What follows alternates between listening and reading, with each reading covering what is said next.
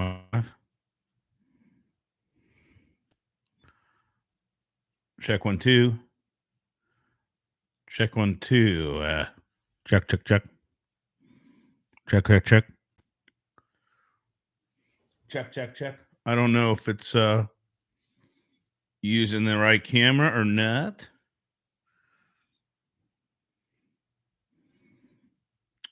But I guess we're going to go for it. It is absolutely freezing in my studio right now. I got this is faux. Okay, everybody, this is not a real fur coat. This is a faux fur coat, but I wore this when I was watching the inauguration today. It is freezing in my studio. There you go. Just like that. I don't know how any of this really works. I'm hoping it has the right microphone going. All right, so the inauguration speech today.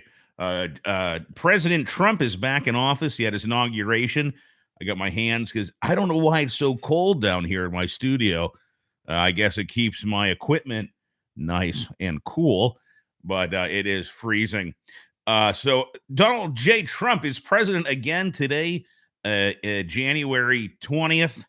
Martin Luther King Day inauguration held inside because of the extreme cold. I'm up here in Pennsylvania, super cold today as I was shoveling snow. I had to take multiple breaks as my hands were freezing even inside my gloves. So I completely understand why Donald Trump would hold his inauguration in the Capitol building and not outside, as many of his supporters probably would have froze to death. So he gave a great speech. The inauguration, actually, this is the first inauguration that I actually watched all the way through. Well, the meat of it. I didn't watch hours of people processing in and showing up, but I watched I watched the meat of the inauguration.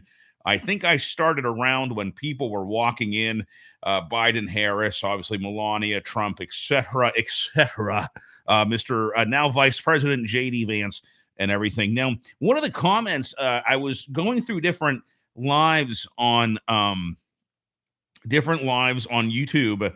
I don't have cable or TV, so I can't watch it on regular TV. But I ended up watching it on Donald Trump, his live stream on YouTube for the inauguration. But I was watching C-SPAN for a little bit, and this guy chimed in and was bitching about the separation of church and state and the prayers and different things involved with the inauguration, and how Thomas Jefferson would be rolling in his grave because of the use of God and prayer and different things during the inauguration and during the ceremonies, and this whole idea of separation of church and state. Listen, ladies and gentlemen, you have to think about, when you talk about the separation of church and state, where the United States was at that time. And you have to understand that, let's go back to King Henry VIII. All right. Everyone was under the Pope.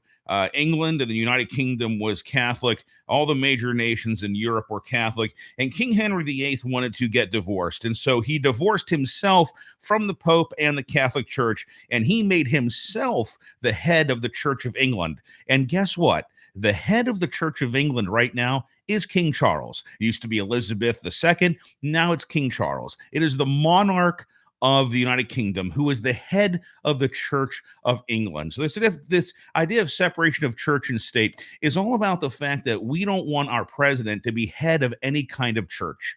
Look, he takes the oath. Every president takes the oath on the Bible. There's always, if you go to any ceremony, graduation, there's always a prayer in the beginning, a prayer after, invocation, benediction, whatever. He had a Catholic, I think Dolan's a cardinal. He's obviously the bishop from New York, but I believe he's a cardinal.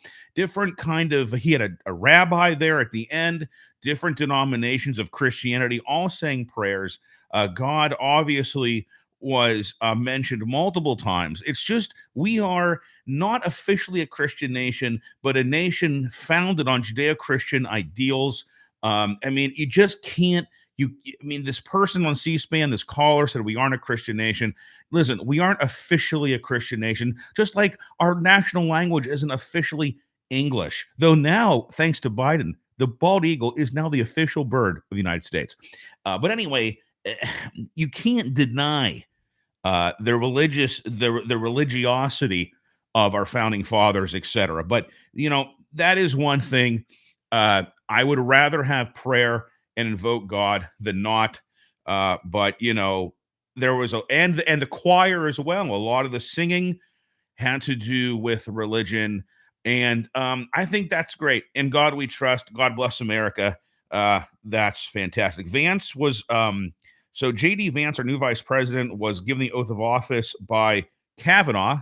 I never looked up his name, James David Vance. JD Vance, didn't know his name was James and David. Found it out today. And Trump was given the oath by Chief Justice Roberts. Just a little factoid there as I warm up in my faux fur coat. This is not a real fur coat, okay? Not real. It's not real. It's totally fake. It's a fake fur coat. We're not going to go real, people, okay? We're not going to kill baby animals to get fur coats, okay? We're not going to do it. Biden did it. We're not going to do it, okay? Faux fur coats, okay? The Gulf of America. We're going to be making faux fur coats, okay? We're going to make them faux. That's what we're going to be doing. Okay, so let's go with the speech. I call this speech the Golden Age of America inauguration speech. I don't know if they name presidential speeches. Well, the Gettysburg Address, yeah, but inauguration speeches. I don't know if historians kind of give them a name. But Donald Trump has been talking about this golden age of America that he wants to bring upon our nation. And, sure. I mean, I don't see why not. I love that golden age. I think it'll be called the Golden Age of America speech. His emphasis, again, on America first, just like his first term. I think that's great. I love America first. I've always been a big America first fan. Ending the weaponization of the justice system. He has been a victim of that for the past 4+ years. I think that's fantastic. And before I go into all my notes here, I think the most interesting thing about an inauguration is during this speech, President Trump basically ripped apart in so many delicate words the previous administration and the past 4 years.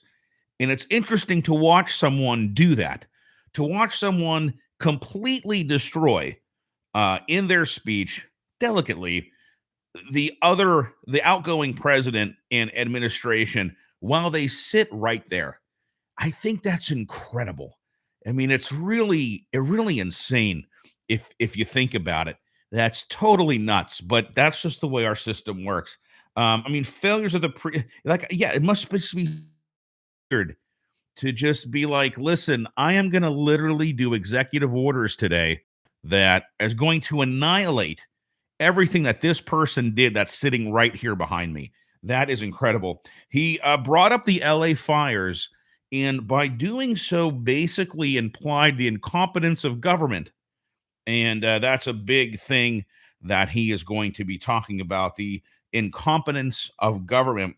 The U.S. decline is over. The U.S. decline, it's over. We're not going to be declining. It's done. Okay, it's done. It's totally done. All right. And then he talked about saving by God to make America great again. I thought that was a great line from his assassination attempt. This is another kind of big headline, maybe a great name for the speech. It's the Liberation Day. This I thought was extremely interesting. And this whole idea about liberation, the American people have now been liberated from wokeism, liberated from DEI, liberated from all this extreme leftist ideology that we can now we can go back to being America. We can go back to being great. We can go back to be the shining light of the world, to be a great nation, independent nation. Sovereign nation. I think he said something about being independent from the world, being self-sufficient. I mean, liberating He basically was like, "We have liberated you from the past 4 horrible years of the Biden administration." And I keep forgetting my camera's here, and it used to be up there, now it's down here. Used to be up there. Now it's down here. It's down here now. Okay.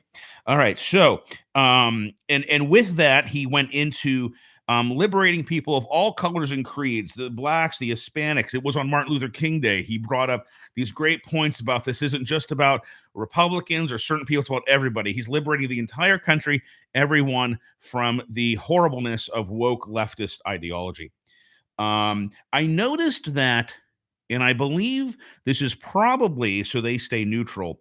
Most of the time, the former presidents, vice presidents, and first ladies don't clap at what Trump says. Now, I'm assuming the rotunda, I believe that's where it was held, was filled with Trump supporters. Okay.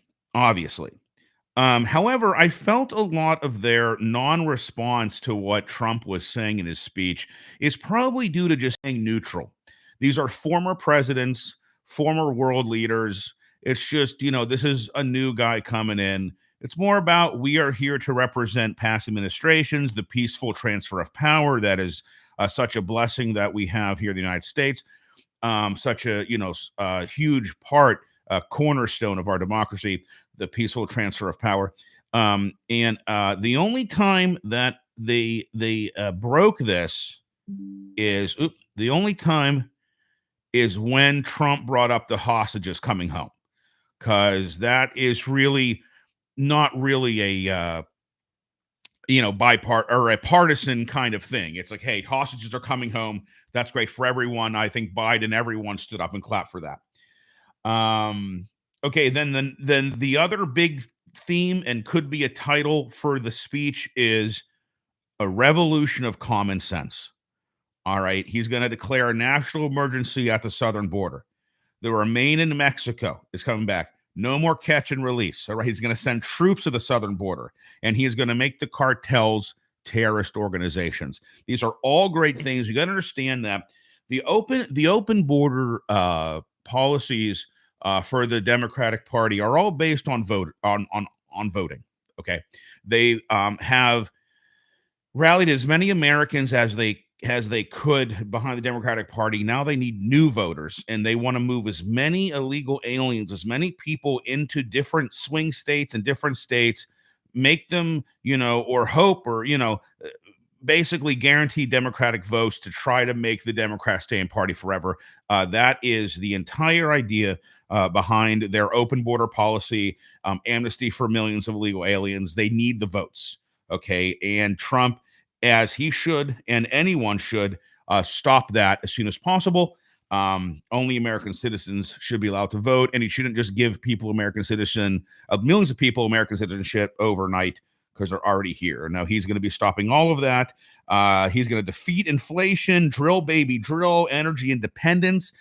This is interesting. This whole idea of the external revenue service I thought was interesting. Basically, with the McKinley style tariffs and drill baby drill and all the energy and manufacturing. He's going to kill the Green New Deal, kill the EV mandate, overhaul trade with tariffs and taxes on other countries. The External Revenue Service is going to be bringing in millions, if not billions, maybe even trillions of dollars into this country. That's his plan. I love that. We should be energy independent. We should be manufacturing. We should be exporting. We should stop getting bled to death financially by other countries. How about they pay us for a difference here? I mean, I think that would be fantastic. Okay, so moving on, Doge, the Department of whoa. Here we go. What happened to my monitor here? Here we go. The Department of Government Efficiency. Now, this obviously doesn't exist yet, and I have no idea what it takes to create a government agency or a government department like the Department of Energy or Education. Will it happen? I don't know. Who knows? Okay. Um, you know, I really don't know. Is it something I think we should have? Yes, I think we should have the smallest, leanest government possible. All right. And if the Department of Government Efficiency does happen, hopefully it'll be a great thing for the United States. Okay. Hopefully it'll be fantastic. All right. End of government censorship, bringing back free speech, obviously law and order, obviously a big thing. NDEI, merit based society, fantastic. Only two genders, male and female, fantastic. All right. So this is interesting. Reinstating military members who refused to get the COVID vaccine. This is not something that I was fully aware of. But he is going to reinstate them with back pay, I believe he said. All right, he wants to be known as the peacemaker and unifier. Okay, I'm going to be a peacemaker and I'm going to be a unifier. I'm going to be totally great. I hope this is true. Under Trump, no new wars started. Biden, all hell breaks loose. Which, when you have a weak president, that's what happens. All hell breaks loose. Okay, Carter, Biden, etc. All right. I think it would be fantastic if Trump left office as a peacemaker and unifier. Again, that I can really see happening. You know, when you don't have a second term to run for, it it really can it just the presidency can take a different shape. It really can. Now he doesn't want to ruin anything for the next hopefully Republican president, whether it be JD Vance or someone else. But when you know that you're not running again, when you know that this 4 years is your last 4 years and then you're done, I mean, a completely different mindset. And for him to be a peacemaker and unifier, I felt his speech was very calm and very put together. I think it would have been different if it was outside because of the vastness of all the people. It might have been a grander speech, a louder speech in volume, but he was very subdued. I want to be a peacemaker. I want to be a unifier and a peacemaker. That's what he said. I want to be a unifier and a peacemaker. And I think he will achieve that. And again, I mentioned earlier the hostages coming home. Everyone stood up.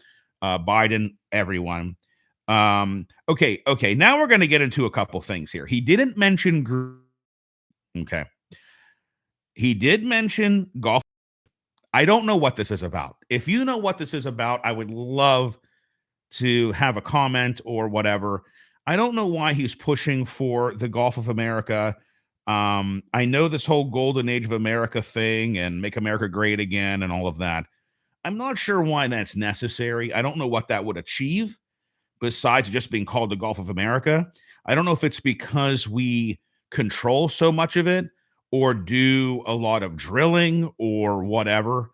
But if it's called the Gulf of America, it doesn't really move the needle for me, but it's also not a priority for me. And now the Mount McKinley, again, he's on a huge McKinley kick right now because of McKinley's tariffs. He's trying to replicate that for the United States again in 2025 and in the future. Okay, so Mount McKinley, he wants to rename, I believe it's called Denali now, but he wants to rename it Mount McKinley. Again, wouldn't be a priority for me, but I understand how this golden age of America, restoring the United States to what it can be, used to be, and if Mount McKinley is part of that and we officially rename it that, just like Gulf America, fine with me. I don't really care. I care more about inflation, the southern border, our military, the economy. But if we rename, a mountain back to its old name in the meantime, great. The Panama Canal, he says China's in control. China's in control of the Panama Canal. It's terrible. We're going to take it back. Okay, we're going to take it back. And you know what? Again, this is another thing. If it's true, if the Panama Canal is being controlled by China, and all, he didn't mention TikTok. Sorry, I think of China and TikTok. TikTok's back because of Trump. Now everyone was mentioning to me, oh, Trump was the first guy who wants to ban TikTok. Well, okay, now 170 million people use it. He's had billions of views on TikTok. All right, hopefully Elon Musk or someone buys it. Who knows what's going to happen, but it's back. I was on it earlier today.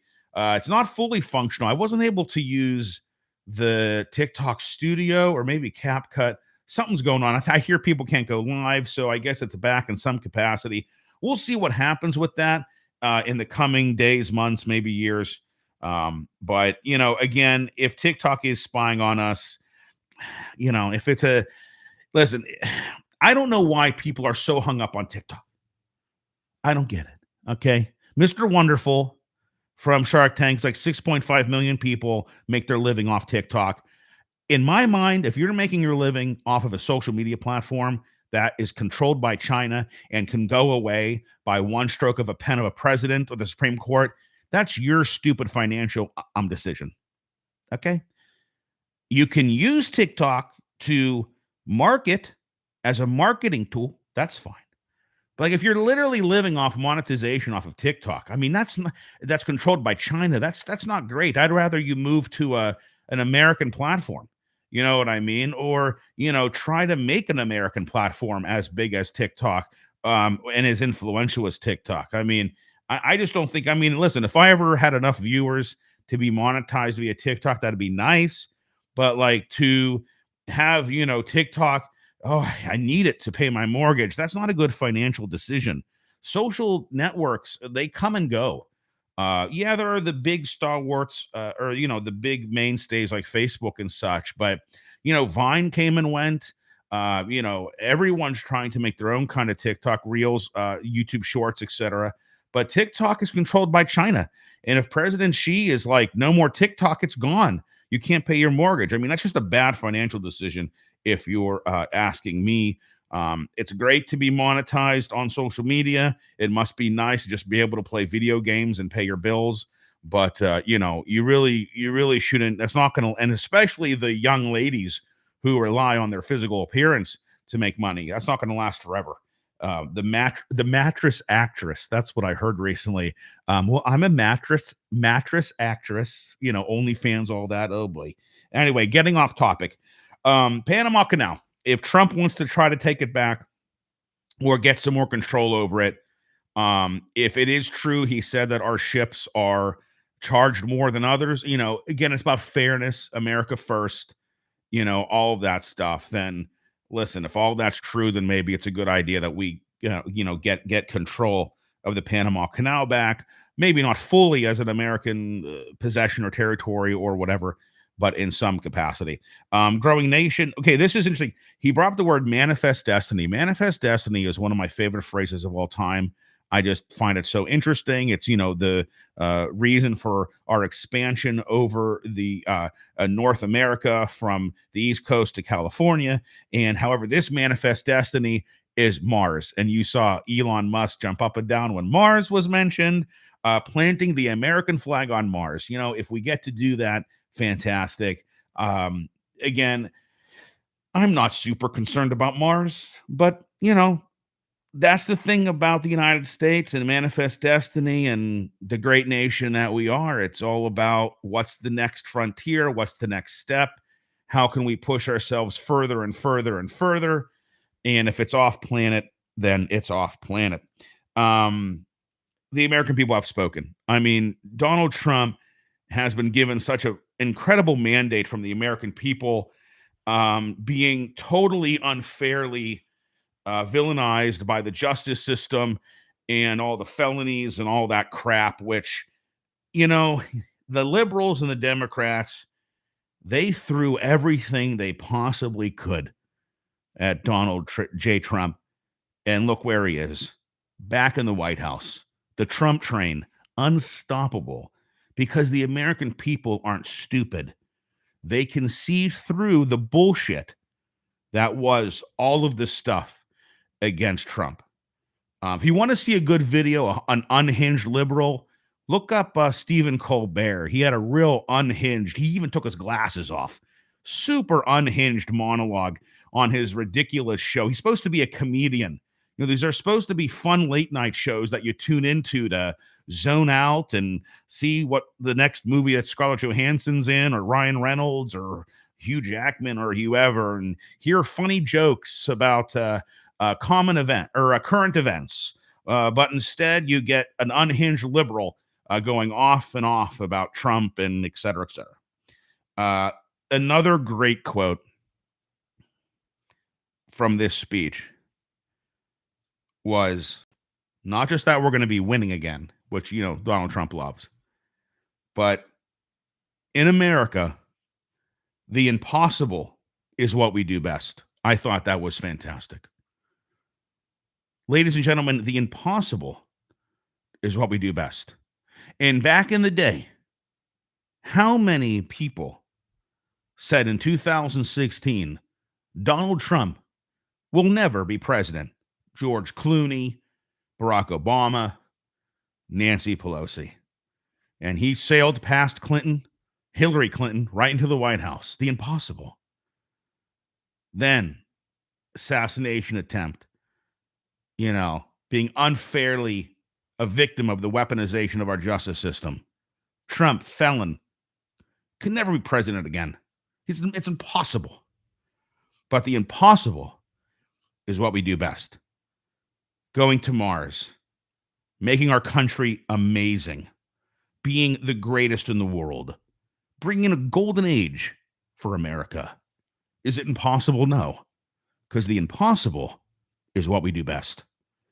Anyway, that's all. The next page is my grocery list. So that's all I have to say about the inauguration speech. I thought it was a very nice speech. I thought it was subdued. Well, again, like I said, I think if it was outdoors, like it usually is, it would have been the same speech, but maybe a little more robust, because you look upon the vast ocean of people and all of that, and this huge open area, and you might speak a little louder. But indoors in the rotunda, he was very subdued, very subdued. We're going to make America so great. It's going to be so great. We're going to do great things, the impossible. We do the impossible the best, okay? And I thought it was fantastic. Well, I am warming up in my freezing studio. I need to look at the thermostat because it is totally freezing down here in my mother's basement. Not really, but it is in my lower level. And it's my studio. And it's cold. And guys, make America great again. I love you. Thanks for watching. Comment, share, subscribe, all that good stuff. All right. And my name is Michael. Go to tmpspodcast.com, tmpspodcast.com for more content from the Michael Pinchak Show. And we'll see you next time, ending the stream right now.